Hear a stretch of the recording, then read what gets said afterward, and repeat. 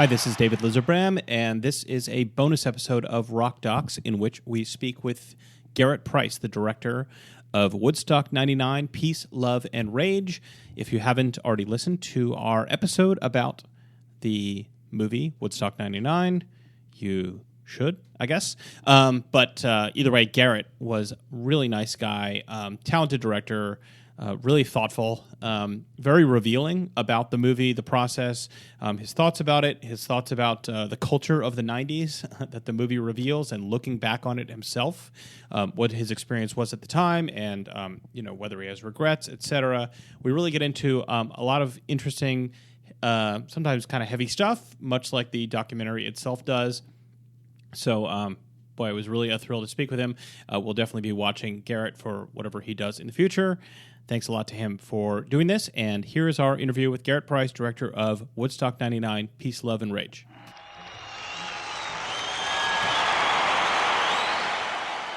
Okay, welcome to Rock Docs. I'm here with my co-host, Andy Keatts, and we also have the director of the documentary Woodstock 99, Peace, Love, and Rage with us, Garret Price. Welcome, Garret. Thanks for having me, guys. We're just going to ask you a few questions because obviously we went in deep into the movie in a previous episode, which for anybody who's listening who hasn't heard that, please check out the episode about Woodstock 99. And of course, the film is available on HBO. So Garret, why don't you just kind of start by telling us how you got involved in this project? Yeah, I was approached by HBO and The Ringer a couple of years ago. They had seen a film of mine that I had made, my previous documentary, or fans of it, and basically came up to me and were like, hey, we're doing this kind of music anthology series, kind of in the vein of 30 for 30s, which Bill Simmons at The Ringer kind of is one of the grandfathers of, I guess you could say. And he was kind of taking that same approach with music with HBO. And, they were very specific. They didn't want, I guess, your typical biodocs. They didn't want the cradle to the grave type of stories. They really wanted to kind of hone in on watershed moments and music that actually kind of can be, they can kind of talk about the culture of the time and the socio-political nature of America at the time, I guess, or the world. And they're like, do you have any ideas you'd like to pitch to us? And, Woodstock 99 was something that, I remember very deeply. I came of age during this time. I think probably you guys did too. The sound of your voice. Are you guys probably my age of early 40s? Yeah, I'm a little bit below that. I was in high school in 99. So it was part of your culture though at the time. Yeah. And specifically the bands that played there. I grew up in Dallas, Texas. Everyone I knew was listening to Limp Bizkit, Kid Rock, and Korn at the time, along with Alanis Morissette and Jewel. This was music that was very part of my life. And it was very formative, I guess, at the time for me. So, and for the festival itself, I was not there, but I did order the pay-per-view. I was in college. I was living in my first apartment with a roommate. I ordered the pay-per-view. I spent the whole weekend with friends over watching this event unfold. And at the time, it felt crazy, but not as crazy as it does looking back on it now. It just felt like it was more like FOMO, I guess. Like I wish I was there, craziness, watching this. And it wasn't until I guess 5 or 6 years ago I started going down a YouTube rabbit hole on Woodstock 99 and really kind of got a sense of what happened. I started reading all the exposés and think pieces that had come out over the years, and I could not believe a doc had never been made on this event, and it just felt ripe for a story. And I approached The Ringer with this. I was like, this is kind of the perfect story, I think, in what you're looking for, kind of these guidelines of these watershed moments in music culture and history. And they're like, hey, that's funny. We actually did a podcast on Woodstock 99 a couple of years ago with this journalist, Stephen Hayden. But we never really thought about putting it in documentary form. And I was like, it's such a visual experience. There's so much footage of this. And that was kind of my pitch. I made a little pitch tape and a deck, and I got a phone call from HBO saying we want to greenlight this and go forward with it. And I actually teamed up with Stephen Hayden, who had done a lot of research on it and could brought a lot to the table, specifically contacts and people to reach out to, which really helped out a lot. That he'd done a lot of the legwork for, because, this got greenlit at the beginning of the pandemic. So making a documentary during COVID wasn't the easiest thing, especially one as big as this, where we had to go all over the country to shoot interviews with not only artists, but also attendees. So having him a part of this was a real benefit. And he's also makes it for a great talking head as a cultural analysis. Yeah, big Steve Hyden fans over here. Oh, are you? Great. Yeah. So I'm curious how much in the production and creation elements was a discussion about what Music Box was going to be. Did you have any sort of discussions with them about any house style that they were trying to create beyond, what you already described about their sort of story selection or their topic selection? Not at all. They did not want any of these to feel alike. They wanted really singular visions from every filmmaker, which was kind of a cool thing. They really wanted every film to feel like its own film, and its own kind of, voice, I guess you could say. So really, the world was my oyster in telling the story, which was really nice, and a lot of respect, not only HBO, but also to The Ringer and Bill Simmons over there. They really are kind of filmmaker forward, I guess, in the way they think. So a lot of the movie is made up of, the footage, the footage you or I might have watched on a pay-per-view 20 whatever years ago. Who owned the rights to that? How did you guys get that? Was there any controversy or concern about that? We YouTube stalked kids that had brought handy cams in at the festival. And then a lot of it was owned by John, Sharon, Michael Lang, the promoters of Woodstock 99. And we licensed it directly from them.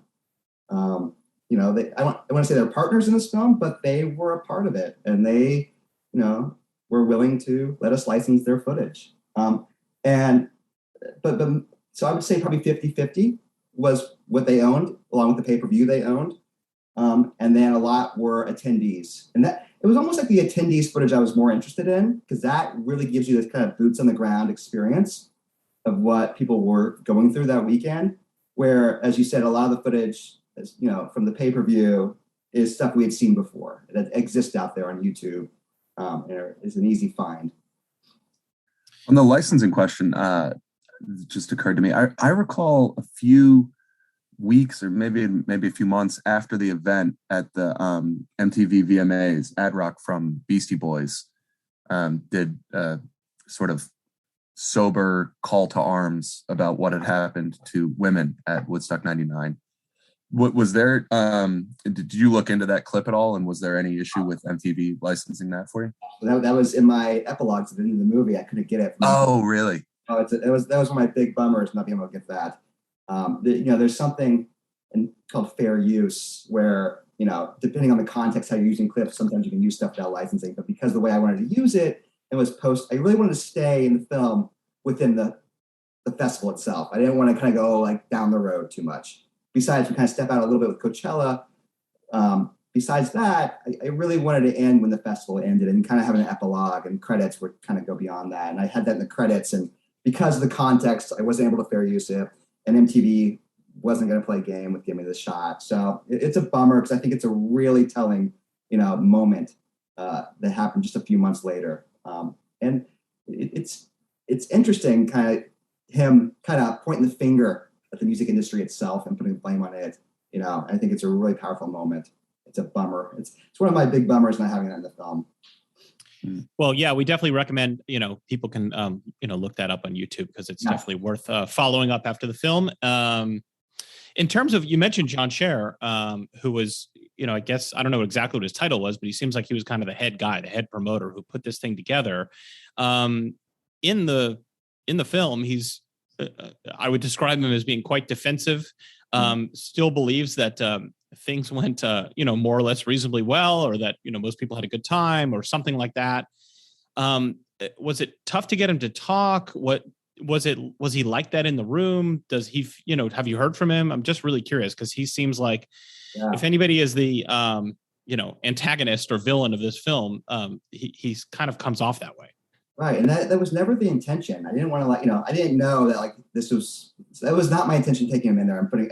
I didn't want to indict people in this movie, honestly. It was more of an oral history of the event from lots of different points of views. And I think what's so fascinating about this event to this day is the amount of finger pointing done of whose fault it is. And I think, we can talk about this later, but, I think there's a lot of things that go into that about where blame is to be put on. But with John, he was willing to talk, and he, I have to respect his honesty, and he's willing, he has these beliefs and he has stuck with them. I was hoping that, there's been reflection as 20 years have gone on. And, he interviewed in Steve's podcast also, and he had said some of the similar, this isn't new stuff. He has kind of said the same things over the years about the festival. So I wasn't all that surprised what he said. I was hoping that, by the time he's on camera for a documentary on HBO, he might have reflected a little bit more and chosen words wisely. But at the same time, this is what he believes. And I think, if there's themes in my film, one that I really kind of honed in on was power dynamics of the late 90s, whether it was generational, when you kind of talk about Michael and John and kind of pushing this festival on a younger generation, or gender power dynamics of the time, or class, or, even race. So it kind of fit in, getting their point of view and what they thought Woodstock 69 meant and Woodstock 99 meant to this generation. And it kind of, like I said, kind of fit in one of these themes I was exploring as far as kind of generational power dynamics and, and older generations pushing their ideals on younger generations and the dangers of nostalgia a little bit, which I find really interesting. And I'm just as guilty of it also, pushing on my own children. It's like, they go to a concert or a festival, they watch the whole thing through a phone. And I'm always like, why are you watching it? Why are you experiencing it? But like, who am I to say, this is how you're enjoying this moment, So I think there's something really interesting that I explored there. So with the music that is present in this festival, we just did an episode on Buena Vista Social Club. Mm-hmm. And so that's a documentary where a big part of the appeal is the music and the performances. And so you get these long, uninterrupted performances that, people enjoy the music, and that's why a big part of why they watch the movie. I wonder, and I don't want to be too harsh on nu metal. I'm sure it still has its fans, but it isn't music that people that really like a lot these days. There's not a lot of people still begging to listen to contemporary concert performances from Korn and Limp Bizkit. And so I wonder how you grappled with that when, for a lot of music documentaries, the reason people are watching is because they like the music and they want to hear more about it. This is sort of a disaster where people wanted to see how the disaster happened, and the music is sort of used only insofar as it is part of that story. Yeah, it was one of the harder things in this film because I had to make it a film. I didn't have the kind of the luxury of a series where I could really kind of live in some of these moments a lot longer, and at the same time, I didn't want it to be somewhat of a concert film. I had, again, the luxury, we were able to license some of these songs, and I wanted it to feel at moments you're in the crowd watching these performances because they are really captivating to watch. That Korn performance, it's like that audience is locked in. That DMX performance, that audience is locked in, along with Limp Bizkit and Atlantis. And it was really kind of wonderful to watch that, and it's mesmerizing. But at the same time, I had to push the story forward, within under 2 hours. So it was tricky on that level. Also, these songs, everyone knows them, which I find kind of amazing too, right? Like you kind of can fill in the gaps yourself as you watch it. And another thing I was really conscious of is the songs chosen in the film had to not only work as a performance, but also had some subtext to them also. whether it was so on the nose, like Atlantis playing ironic, talking about, the amount of female performers there, or, as simple as Durst doing break stuff, So, or the Offspring, doing their song. So they all kind of serve two purposes, besides being a performance to show, but also was kind of saying something within the lyrics itself to a point the film was trying to make, if that makes sense as you're watching it.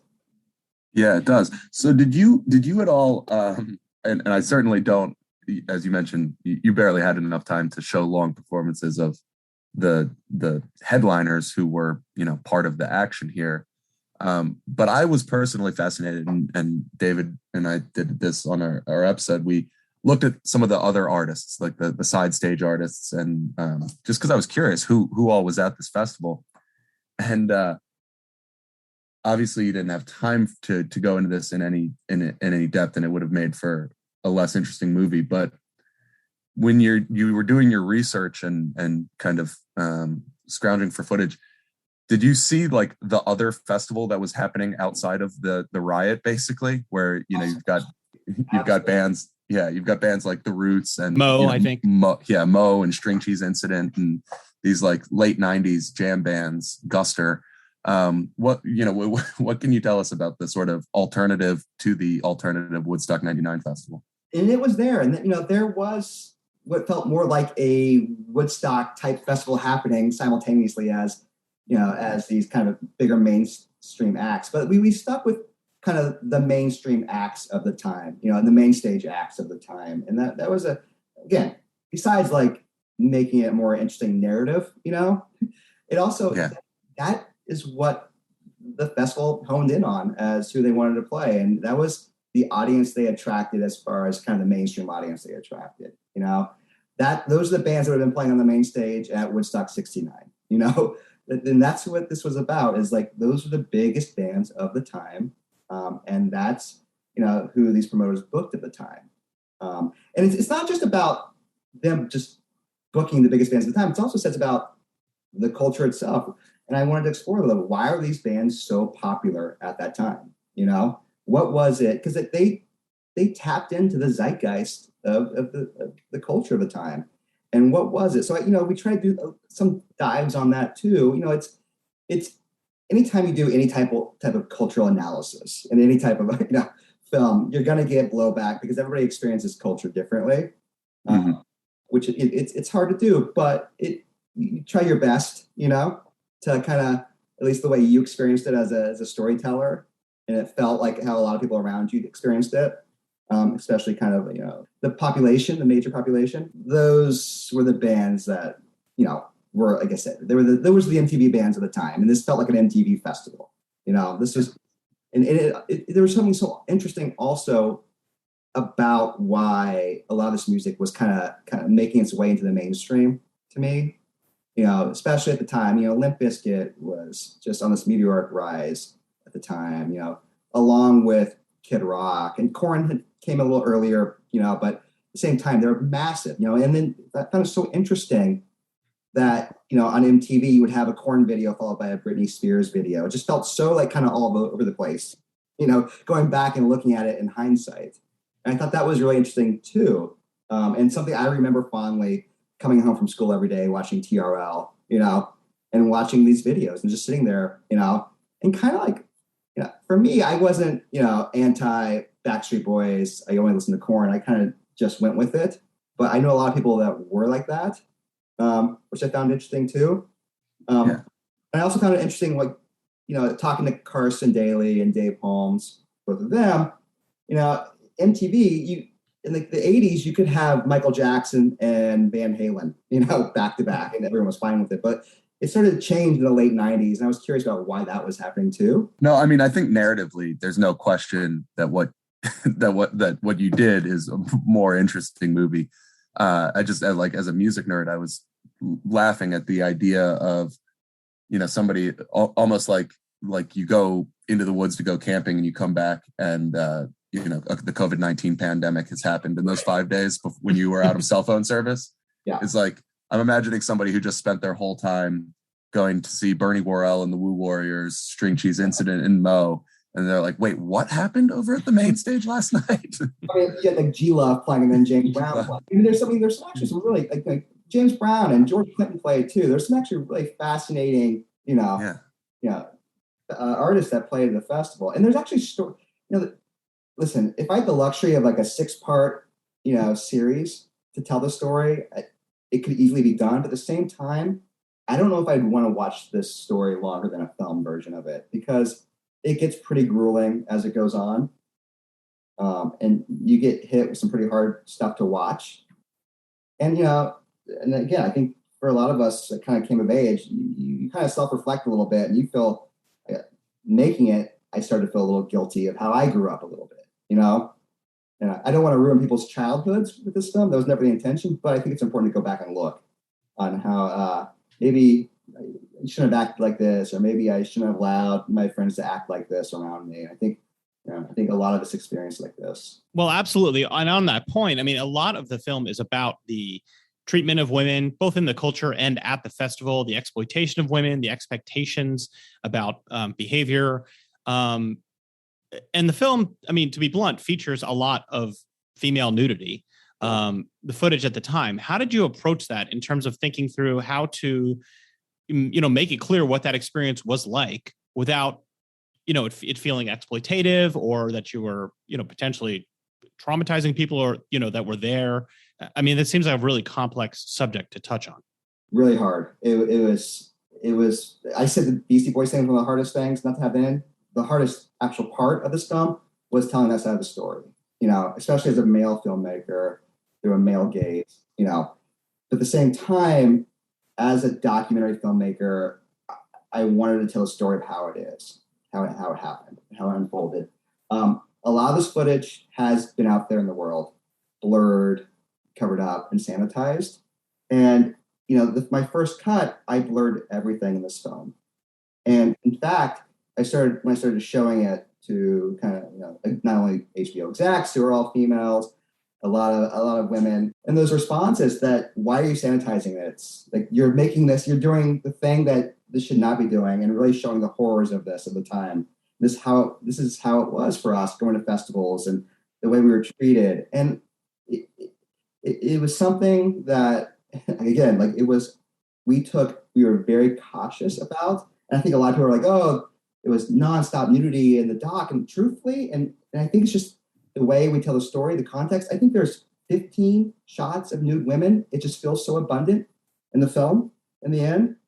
And every single one of those shots was so carefully chosen, not to be exploitive, but to really feel like you're getting a sense of what it was like there. And also, like, we were careful to say, hey, it's wrong for women to be taking their clothes off, or men to be, and men were naked also, men to take their clothes off. Kind of the point was, this festival was marketed towards kind of the ethos of '69, this free love, experience that, we experienced in the late '60s. And you market it as that with the name Woodstock, and kind of this somewhat toxic culture of the late '90s. And you create this very dangerous place for women. And I think the culture of the time, with things like Girls Gone Wild and the lad mags of the time, like FHM and Maxim, I think it made a lot of men emboldened that they could treat women a certain way at the time. And that mixed with, again, the marketing of '69 and this kind of free love experience, and the countercultural ideals, it just did not work. And I really wanted to show what happened and the danger of it all. And as hard as it is to watch, I did not want to sugarcoat any of it. Again, I feel like as a documentarian, it's my job to show the way it happened. And I think and honestly, the weirdest outcome is it angered men more than women as responses go. I get a lot of women saying, thank you for showing the way it actually was, versus men that feel appalled the amount of nudity shown. And I think that's really interesting. That says a lot still to this day. So that's kind of the ultimate decision. But it was not taken lightly at all, yeah. In the end. And, again, like I said, as a documentarian, it was, with the team behind it, it was ultimately decided we needed to show this the way it was. This was not supposed to be a light watch at all in the end. And I opened the film basically saying, going into this, it would have been really easy to kind of structure this like a comedy and make fun of all this stuff. But like, honestly, as that weekend unfolds, it's much more like a horror film. And that was the intention in the end. Yeah. So we talked to Christine Vachon, the producer on the Velvet Underground doc. Yes. And she was saying that project got started because the studio was sort of going through all of their intellectual property and trying to find teams to like synergize basically what they could still find new artistic endeavors around. And between that and Music Box is launching right now with Get Back, is basically the most prominent pop culture in America at the time. I'm sorry, I just didn't. I'm so obsessed with Get Back. Are you guys enjoying it or? Oh, it's the best. I don't really want to watch any other content right now. It's unfair. So I'm curious. With all these streaming services are sort of in an arms race on archival footage to make new great rock docs. And look, we love having them all. We're fans of the form. But I'm interested in what you make as a documentarian of the sort of rock doc industrial complex that's developing right now, and whether you have any thoughts of doing another project. Yeah, it's crazy, right? Like, I mean, well, it's not crazy. I mean, listen, rock docs are catnip, right? I mean, first of all, I'll watch any music documentary, good or bad. Yeah. They're great. You're one of our people. Okay, yeah. I mean, it's like listen, who doesn't want to hear a fall from grace story, which supposed to end up being, but it is hard. There's a pressure now after I've made one, and so I was an editor before I started directing films. I edited a Janis Joplin documentary. I've worked on a lot of music docs, and like it's always been kind of my favorite thing to cut. Cutting between music and storytelling, and commentary. And like I said, they're right for talking about the culture of the time and kind of going down that deep dive. But as I move forward, I get approached now, like, what music doc do you want to do next? And I'm like, I have no idea. Because first of all, I feel like archives are drying up a little bit, as it becomes so popular. At least right now, it feels like that from the artists I want to talk about. As far as the future, I think it's, it's interesting. All these labels are starting to kind of create their own media sections. Yeah. We had UMG as a partner in this. Sony has, they're kind of starting to dig on their own archives, and they see the popularity of these documentaries. So I think the next step is the labels actually saying, hey, we have this. Who's the right person to tell the story? Kind of like what you're talking about with the Velvet Underground. Versus me saying, I want to tell the story and I got to go hunt it down, which was kind of what happened in the past. Who has this footage? Now the labels themselves and the music conglomerates, I can't say the word right now, are starting to search for the right filmmaker to tell their stories. They see they're sitting on this valuable stuff. The hardest part is artist participation. You want to show both sides of the coin with these stories. And it's hard not to put some of these people on pedestals all the time, and get them to kind of be a part of these storytelling, because, I think as human beings, we want to see the warts and all stories. We want to humanize people. And so I think finding that kind of, that team of where you have an artist that's willing to participate and be honest and unguarded and tell their story, or some of these moments in their careers, along with having the right archive, is the most important thing in telling stories. And I think it's harder to find that as we move forward. And also, there's a business now. You have people like that are getting paid lots of money to make their documentaries, like your Justin Biebers, your Billie Eilishes. So it's even harder, I think, especially if you're an independent documentarian filmmaker, to want to do a rock doc. on some of these bands because it's becoming such a business. So it'll be interesting to see what happens, Yeah. Well said. Tell these stories, like as far as the storyteller, using music and commentary.